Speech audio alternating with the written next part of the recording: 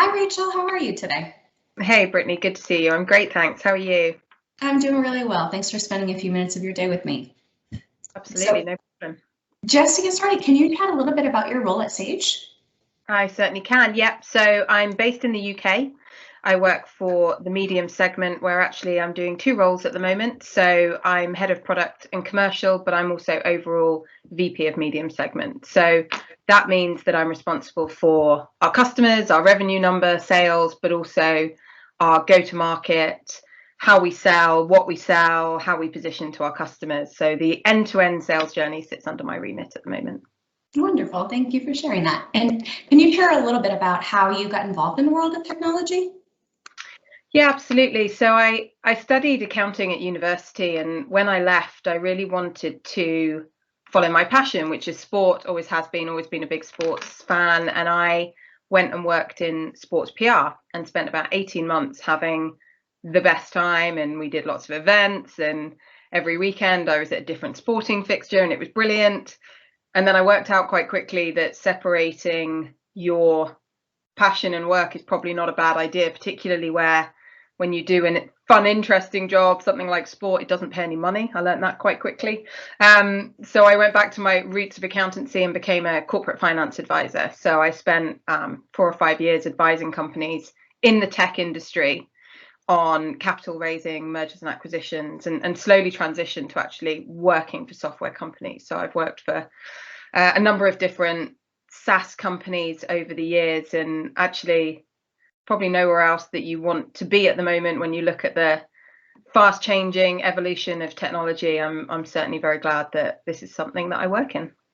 Wow, that's such a diverse background and that spans so many different kind of very unique aspects of the business. Yeah, and definitely having a finance background has certainly helped make the transition into technology, because you can approach things with different lenses. A good understanding of the market is always a really interesting way to come into technology, and actually understanding what businesses go through before you work on the supplier end. So I think I can understand quite well what companies are actually dealing with on a day-to-day basis. Yeah, that's a very unique perspective, I think, that you bring. And you talked a little bit about approaching things with a different lens. Can you chat a little bit about, with all of this experience that you've had, maybe an obstacle or a challenge that in the past that you encountered and then overcame? Yeah, it was probably the time a few years ago now that I was made redundant, which is not that unusual in the tech industry. You know, high growth can sometimes come with high risk. It's really tough when you have that kind of decision forced on you. You know, you feel really out of control. It's nothing that you've done.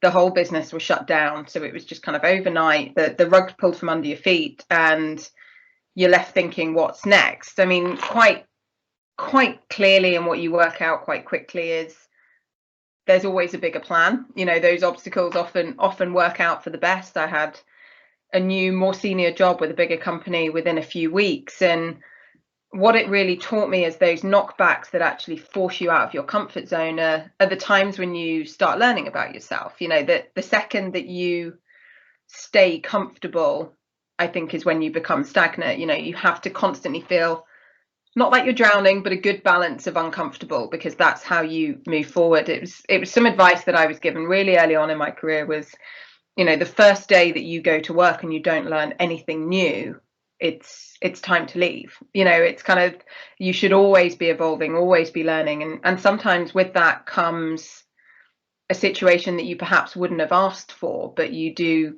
hopefully get the better outcome once you get through it. Absolutely. Those are some very introspective and wise aspects. It's very, very helpful, I think, especially for our viewers to be able to hear that from you. And on the subject of key learnings and kind of a very introspective look at some advice that you were given very early on in your career, what advice or key traits do you possess or think that others should possess if they want to be a really successful leader? I think I think being a genuine human being is really important. So kindness, compassion. It doesn't have to make you weak or a pushover. You can still be a strong, respected leader, but I think understanding that at the end of every interaction you have is a human being that's just trying to do their best. And I think that we're all under a lot of pressure, not just here at Sage, but I think that's fair to say for most people in their working life. You know, we're busy at home, we're busy at work, and everyone's just trying to move forward and do their best. So I try really hard to consider other viewpoints, to really think about the challenges that someone might be approaching on the other side, and just recognizing that other people's motivations might be different to mine, because at the end of the day, we all work for the same company. We're all trying to do the right thing by our customers. And I think just taking a breath and treating people with that understanding human decency that you would expect from them gets you a better outcome in the end than perhaps just going plowing into situations all the time. Absolutely. And you touched on this a little bit just now, but can you dive in specifically on what you think has shaped your leadership style, and how would you describe your leadership style? Yeah, it's absolutely that, you know, and I think particularly as a woman, I try to use balance, fairness. Like I say, it doesn't have to make you a pushover. You can still be respected without being hard or harsh. You know, I've worked for female leaders in the past that clearly felt that the only way to compete with men was to be really stern, you know, straight down the line. And actually, there's plenty of other ways to be respected by your team and by your peers. So I try really hard to hold on to core values, stay decent, stay fair, but also know when to put your foot down, you know what the end goal is, but you don't always have to get there by plowing in. And that's something that I learned really early on, and I've never forgotten that. It's always shaped how I do things, is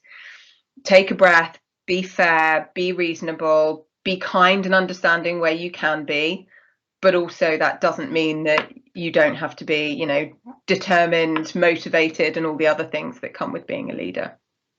That's wonderful advice. Thank you for sharing that. Yeah, you're very welcome. It was really good to talk. Likewise, it was a wonderful time to chat with you as well. And thank you for sharing so much insight and advice with our viewers. You're very welcome. Thanks, Brittany. Thank you. Bye-bye.